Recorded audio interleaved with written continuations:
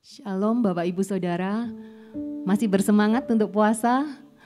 Kita bersyukur sampai hari ini Tuhan berikan kekuatan yang baru buat setiap kita, untuk kita tetap ada dalam rencananya, kita tetap berpuasa dengan bersukacita. Amin Bapak Ibu. Mari kita mau rasakan bahwa kita itu punya Tuhan yang besar. Dia sanggup melakukan perkara-perkara yang ajaib dalam hidup kita. Mari kita menyembah Dia, kita bawa hidup kita kepada Tuhan. Terima kasih Tuhan.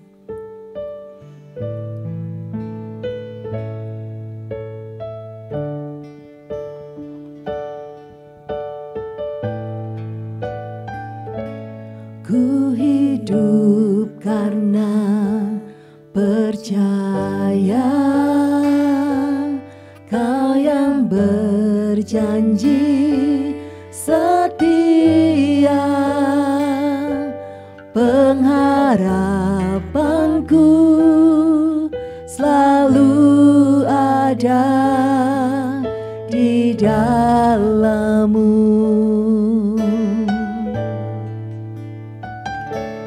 Ku tidak akan menyerah meski dalam kesesakan. Seluruh hidupku dalam genggaman-Mu.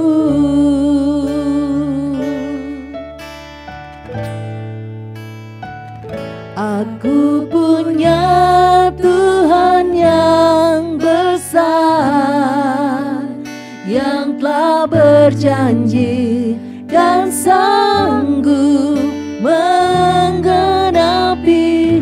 Imanku bersepakat percaya kuasa-Nya.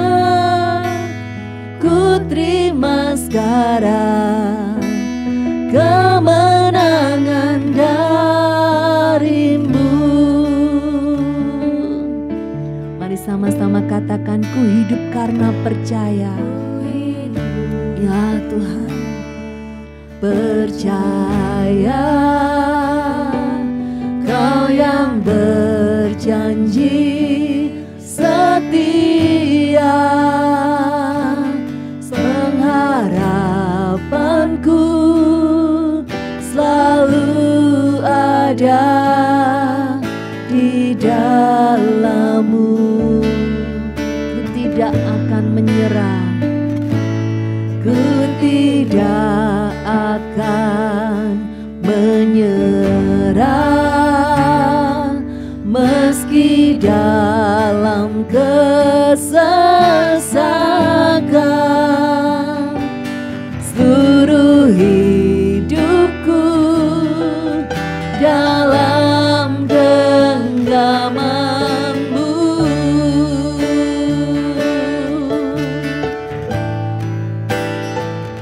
Aku punya Tuhan yang besar, yang telah berjanji dan sanggup menggenapi. Imanku bersepakat percaya kuasa-Nya. Ku terima sekarang kemenangan. Aku punya Tuhan yang besar, yang telah berjanji dan sanggup menggenapi. Imanku bersepakat percaya kuasa-Nya. Ku terima sekarang kemenangan dari-Mu.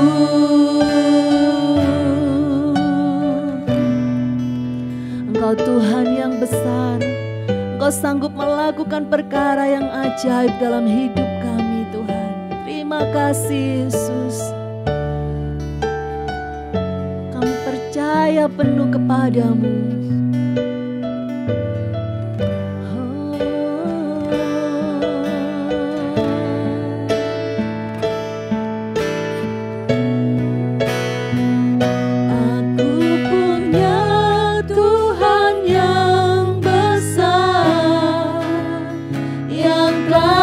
berjanji dan sanggup menggenapi. Imanku bersepakat percaya kuasa-Nya. Ku terima sekarang kemenangan. Aku punya Tuhan yang besar,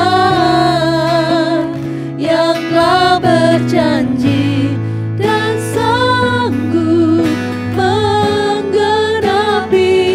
Imanku bersepakat percaya kuasa-Nya.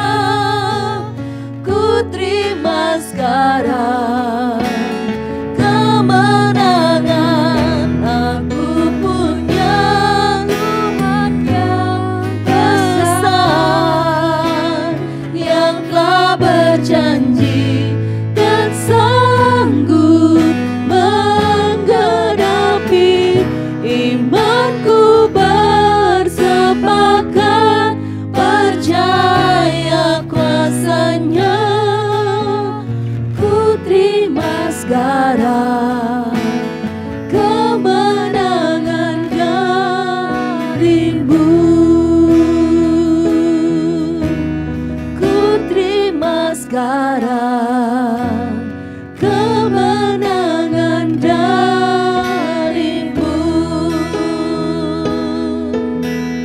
Ku terima sekarang kemenangan darimu.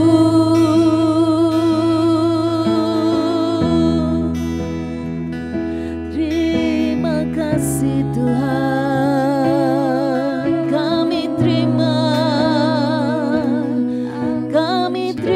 kemenangan darimu Tuhan. Kami percaya, kami berserah penuh kepadamu, kepadamu. Haleluya. Kau Allah yang besar, Allah yang sanggup melakukan perkara yang ajaib dalam hidup kami.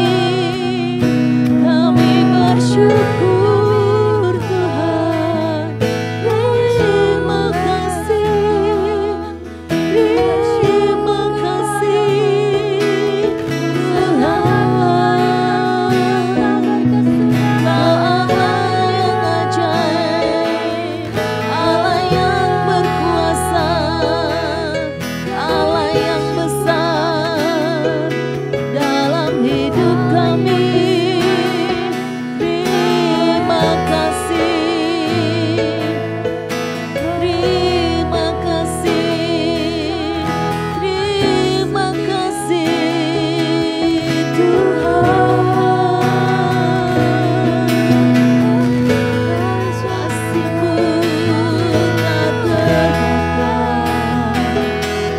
Terima kasih Tuhan.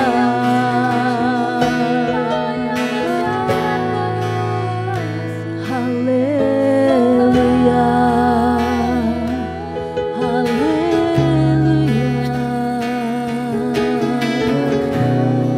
Terima kasih Tuhan. Terima kasih. Biar hati kami mengarah padamu, memandang hanya padamu Tuhan.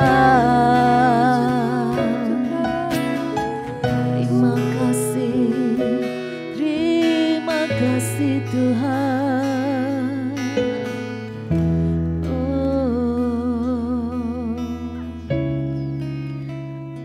Kau Allah yang besar Tuhan. Kami percaya penuh kepadamu Tuhan. Kau sanggup melakukan perkara yang ajaib dalam hidup kami Tuhan. Terima kasih Yesus.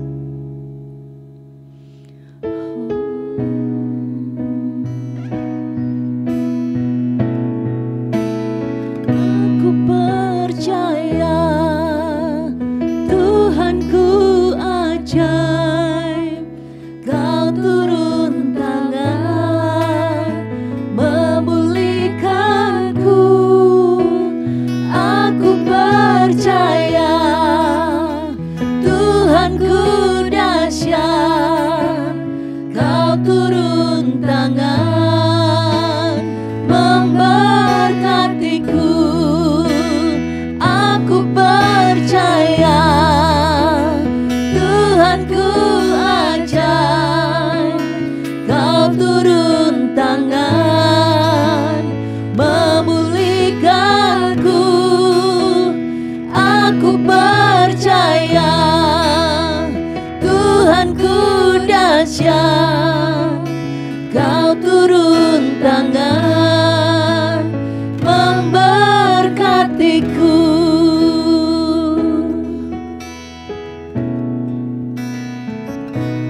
Tiada yang seperti Engkau, begitu mengasihiku. Kau Tuhan sanggup menjawab semua seru doaku. Tiada yang seperti Engkau, begitu mengasihiku. Kau Tuhan sanggup melawan seluruh kehidupanku. Aku percaya Tuhanku ajaib, Kau turun tangan memulihkanku. Aku percaya Tuhanku dahsyat, Kau turun tangan memberkatiku. Aku percaya Tuhanku ajaib, Kau turun tangan memulihkanku. Aku percaya Tuhanku dahsyat, Kau turun tangan memberkatiku. Aku percaya, ya Tuhan, Tuhanku ajaib, Kau turun tangan memulihkanku. Aku percaya Tuhanku dahsyat, Kau turun tangan memberkatiku. Kau turun tangan memberkatiku. Kau turun tangan memberkatiku. Kami percaya Tuhan, Kau tidak akan membiarkan kami tergeletak Tuhan. Tapi Engkau Allah yang besar, Engkau Allah yang ajaib, Allah yang luar biasa. Kami percaya penuh kepadamu Tuhan. Firman-Mu itu akan terjadi Tuhan dalam hidup kami. Terima kasih Tuhan. Kami mau percaya Engkau, kami mau katakan bahwa kami punya Tuhan yang besar, Tuhan yang sanggup melakukan perkara yang ajaib dalam hidup kami. Terima kasih Tuhan, kami bersyukur untuk kebaikan-Mu di dalam nama Yesus. Amin. Shalom Jemaat Kristus Pencipta. Tidak terasa ya sudah hampir 1 minggu kita berpuasa, kita berdoa untuk bangsa kita. Saya percaya Roh Kudus bekerja mengubahkan hati kita semua dan mengubahkan bangsa ini. Kita akan segera membaca di Yeremia 29 ayat yang ke-7. Ini adalah ayat tema doa puasa kita bulan ini. Usahakanlah kesejahteraan kota kemana kamu aku buang, dan berdoalah untuk kota itu kepada Tuhan, sebab kesejahteraannya adalah kesejahteraanmu. Menarik sekali ya ayat ini. Saudara perlu diketahui bahwa bangsa Israel berada di Babel itu karena dibuang, bukan karena mereka mau berekreasi, bukan karena mereka ada hubungan politik, bukan karena mereka ada hubungan dagang. Sangat jelas ditulis bahwa mereka dibuang. Saya nggak pernah merasakan bagaimana rasanya dibuang. Tapi waktu kita baca di buku-buku sejarah mengenai para tokoh kemerdekaan yang dibuang, kita tahu bagaimana kehidupan mereka sangat menderita. Tapi di sini dikatakan bahwa mereka harus mengusahakan kesejahteraan kota di mana mereka ada. Kalau saya akan berpikir loh, aku kan dibuang di sini. Yang menjadi penanggung jawab kesejahteraan kota di mana aku ada bukan aku yang jadi orang buangan, tapi penduduk kotanya, pemerintah kotanya. Saudara, mari kita lihat bagaimana keadaan bangsa Israel waktu itu. Saya sempat mencari di Google tentu saja, apa yang mereka alami hari-hari itu dalam masa pembuangan. Dan juga di Alkitab disebutkan bahwa mereka itu bekerja, mereka hidup, mereka menikah, mereka memiliki keturunan juga di kota itu. Selain mereka bekerja, mereka juga menjadi warga yang minoritas. Mereka selain itu juga menjadi, seperti yang tadi saya sudah katakan, mereka menjadi orang-orang buangan secara politik. Dan tentu saja hidup mereka tidak sebebas pada waktu mereka ada di Israel. Pada waktu mereka harus mempersembahkan korban, mereka biasanya pergi ke Yerusalem, ke Bait Suci. Ada beberapa perayaan hari raya yang juga harus mereka lakukan di Yerusalem. Tapi di Babel tidak ada Bait Suci. Sehingga pada waktu mereka harus beribadah, pada waktu mereka harus merayakan hari raya mereka, semuanya serba terbatas. Tapi Tuhan berkata agar bangsa Israel yang ada di Babel itu mengusahakan kesejahteraan kota di mana mereka ada. Kalau dipikir secara logis, ayat ini sangat masuk akal ya saudara ya. Bayangkan kalau di Surabaya ada kerusuhan, apakah hidup kita juga akan tenang? Kalau di Surabaya ada demo besar-besaran, apakah kita juga akan tenang? Jadi ayat ini sebenarnya bukan untuk Babel. Ayat ini untuk bangsa Israel. Ayat ini untuk kebaikannya bangsa Israel.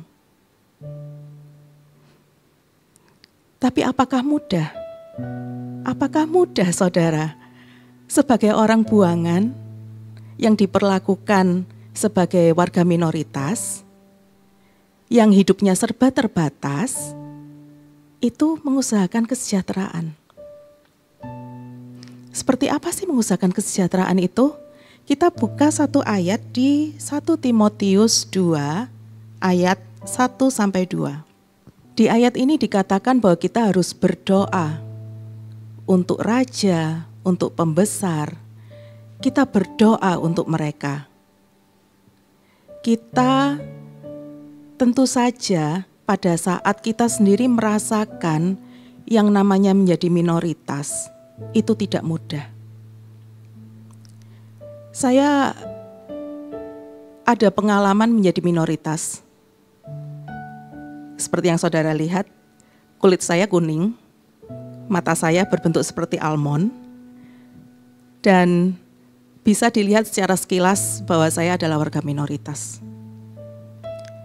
Saya tumbuh di kota kecil yang benar-benar, ya bagi saya rasis ya. Dan saya mengalami pelecehan saudara karena warna kulit saya. Kejadian itu masih teringat karena diucapkan dengan penuh kebencian, diucapkan dengan penuh dendam.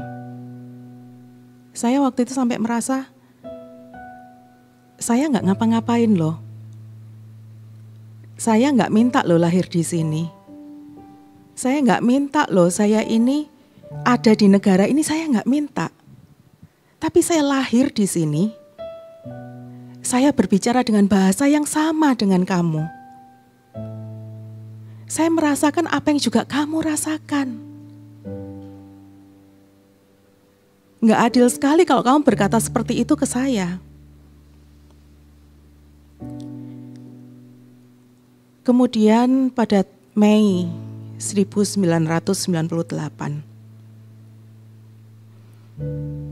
Itu kejadian yang tidak akan pernah dilupakan oleh orang-orang seangkatan saya. Waktu itu saya belum sampai 1 tahun berkuliah. Kejadian itu terjadi. Lagi-lagi orang-orang dengan warna kulit seperti saya yang dijadikan korban, yang dijadikan sasaran. Takut, sangat. Khawatir, iya, cemas. Belum lagi waktu itu memang ada saudara yang tinggal di Jakarta.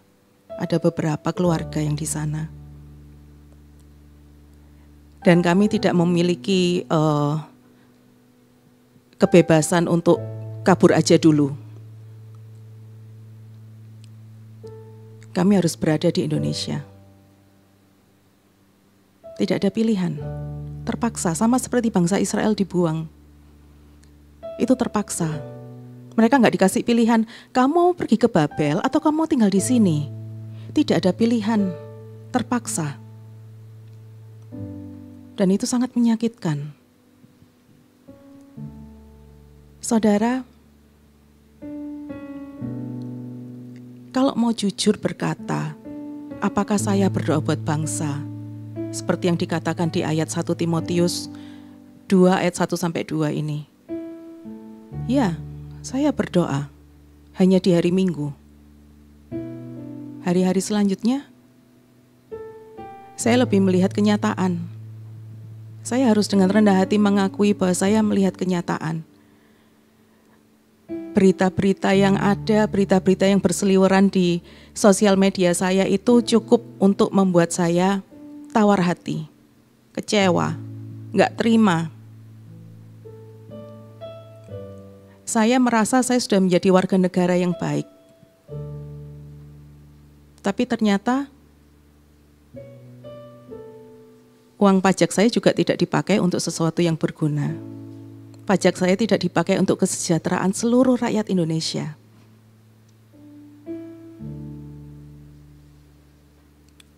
Kenapa saya tidak mau berdoa di hari-hari biasa? Karena saya sangat kecewa. Saya sakit hati. Dan saudara, tahukah saudara pada saat saya berdoa di hari Minggu, kemudian di hari-hari biasa saya melihat berita, pikiran saya bekerja, ini harusnya pemerintah nggak seperti ini, harusnya bisa seperti ini, bisa seperti itu. Hati saya penuh dengan keluh kesah, penuh dengan kebencian. Pada akhirnya pun, apa yang saya lakukan tidak selaras dengan doa saya. Berdoa supaya korupsi dihentikan, supaya tidak terjadi lagi korupsi. Tapi nyatanya korupsi, angkanya semakin fantastis. Itu saya sampai nggak bisa berkata-kata hari-hari itu. Tapi saya harus mengakui bahwa semua perasaan saya itu membuat saya tidak bisa berdoa. Hati kita itu memegang peranan penting. Bagaimana kita melihat bangsa ini? Hati kita memegang peranan penting dalam kita berdoa dengan sungguh-sungguh kepada Tuhan. Kalau hati saudara seperti hati saya yang penuh dengan kekecewaan, penuh dengan rasa tidak terima, sakit hati, tentu saja kita tidak bisa berdoa dengan tulus.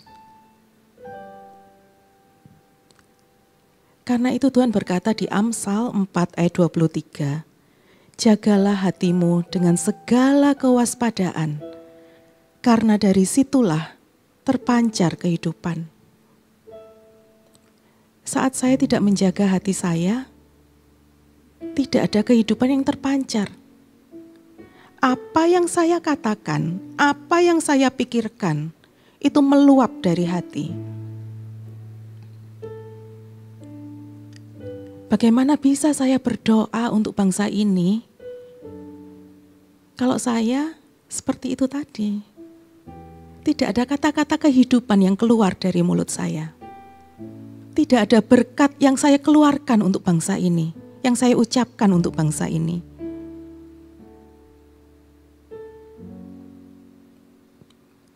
Saudara, yang saya lakukan adalah saya mengakui perasaan saya bahwa saya kecewa. Saya sakit hati, saya nggak terima, saya merasa nggak dibela oleh negara.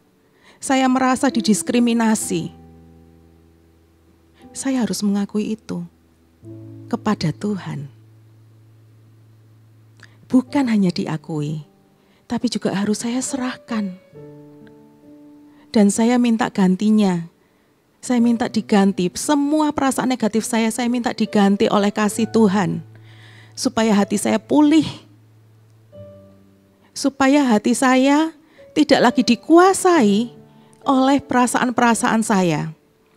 Karena saya harus menundukkan segala perasaan, pikiran, dan kehendak pada perasaan, pikiran, dan kehendak Kristus.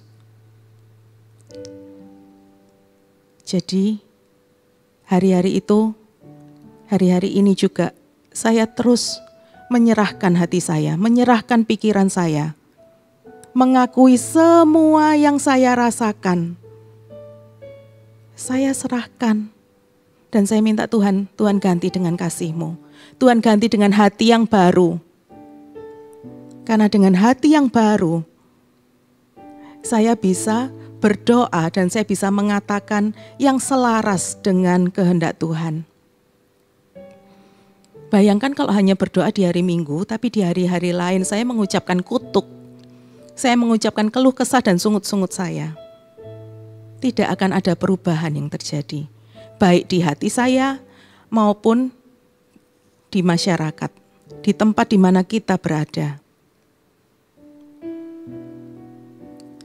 Satu hal yang mau saya ingatkan pada diri saya sendiri. Dari Yunus 4 ayat yang ke-11. Ini Tuhan yang berkata, bagaimana tidak aku akan sayang kepada Niniwe, kota yang besar itu, yang berpenduduk lebih dari 120.000 orang, yang semuanya tak tahu membedakan tangan kanan dari tangan kiri, dengan ternaknya yang banyak. Ini hati Tuhan, bukan hanya untuk Niniwe, tapi juga untuk bangsa dan kota kita. Ini hati Tuhan, bahwa Tuhan menyayangi Indonesia, bahwa Tuhan peduli dengan apa yang terjadi di negara kita.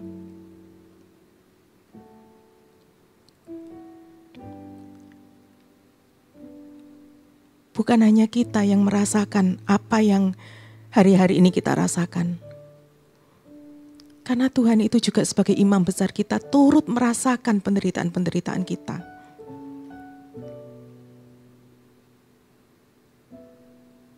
Hari ini, saya mau menantang saudara semua untuk bertobat, untuk tidak lagi mengatakan hal-hal yang buruk mengenai negara kita. Bukan hanya membicarakan kenyataan yang ada, tapi kita mau memberkati dengan doa kita. Kita mau memberkati dengan perkataan kita. Saat kita melihat ada ketidakadilan terjadi, saat kita melihat ada pelanggaran yang terjadi, kita mau bawa itu pada Tuhan. Kita mau bawa itu dan kita minta campur tangan Tuhan, kita minta intervensi ilahi terjadi. Hal yang terjadi pada saat saya membaca berita atau saya melihat laporan pandangan mata dari netizen, saya selalu melihat ke arah komen. Tapi justru di bagian komen itu justru ada banyak sekali terlihat kekecewaan, sakit hati, dan lain sebagainya.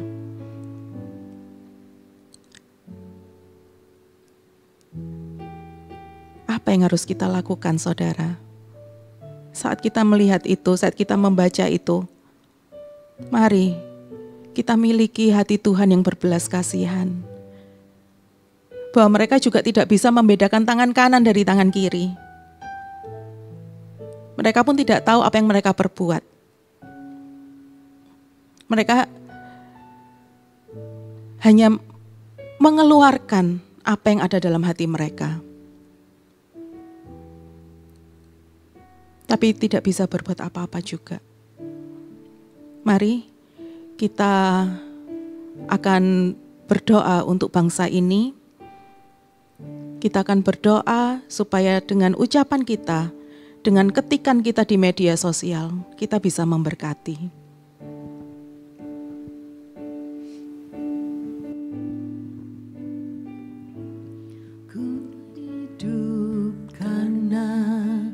Percaya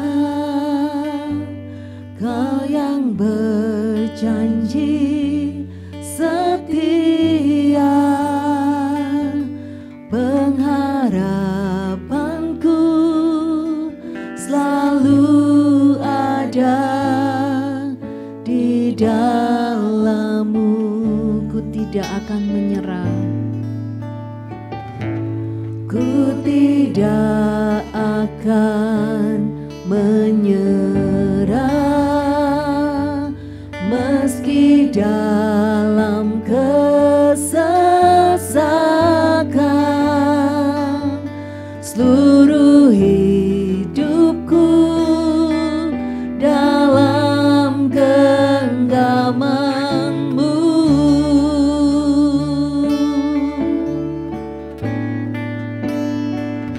Aku punya Tuhan yang besar, yang telah berjanji dan sanggup menggenapi. Imanku bersepakat percaya kuasa-Nya. Ku terima sekarang kemenangan dari-Mu.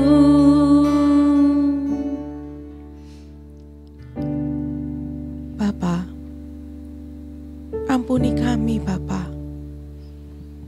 Kalau selama ini ucapan kami masih belum menjadi berkat, kalau selama ini kami masih belum berdoa dengan sungguh-sungguh untuk bangsa ini,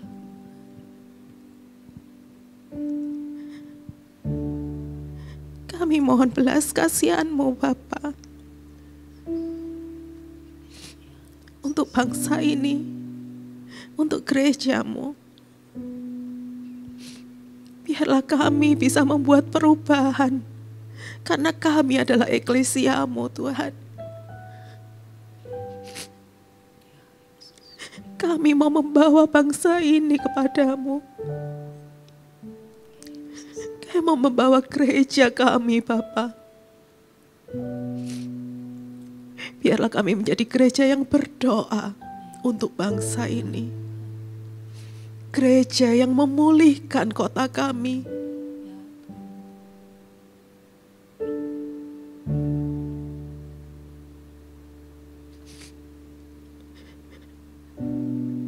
Ampuni kami kalau kami masih belum melakukan apa yang Engkau mau. Roh Kudus, Engkau yang ubahkan hati kami.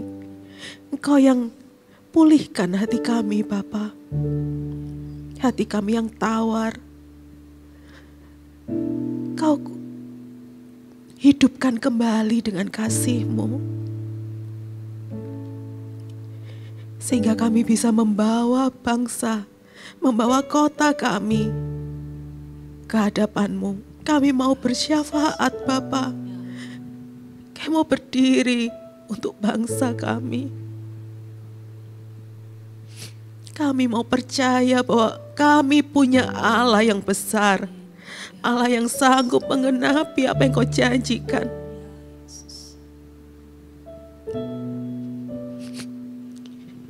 Kau tolong kami, Bapa. Kami percaya ada hujan pertobatan yang terjadi, Bapa. Bukan hanya atas gereja-Mu, tapi juga atas bangsa ini. Biarlah kami bisa menggunakan sosial media kami dengan bijak. Biarlah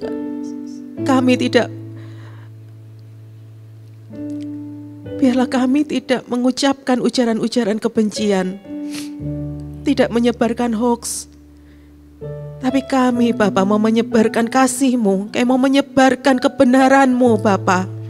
Kebenaran atas bangsa ini. Terima kasih, Bapa.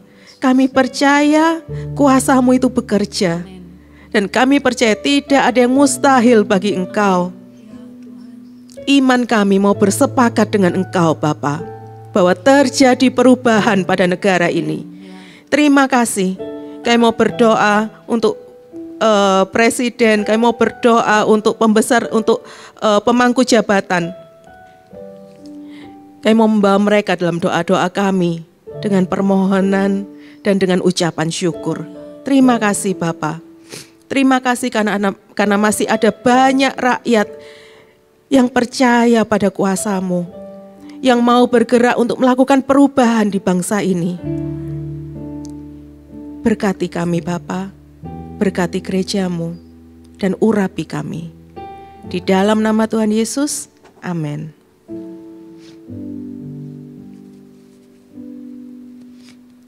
Saudara yang kasih Tuhan, hari ini adalah Koram Deo yang terakhir, tapi untuk puasa raya masih akan berlangsung hingga esok.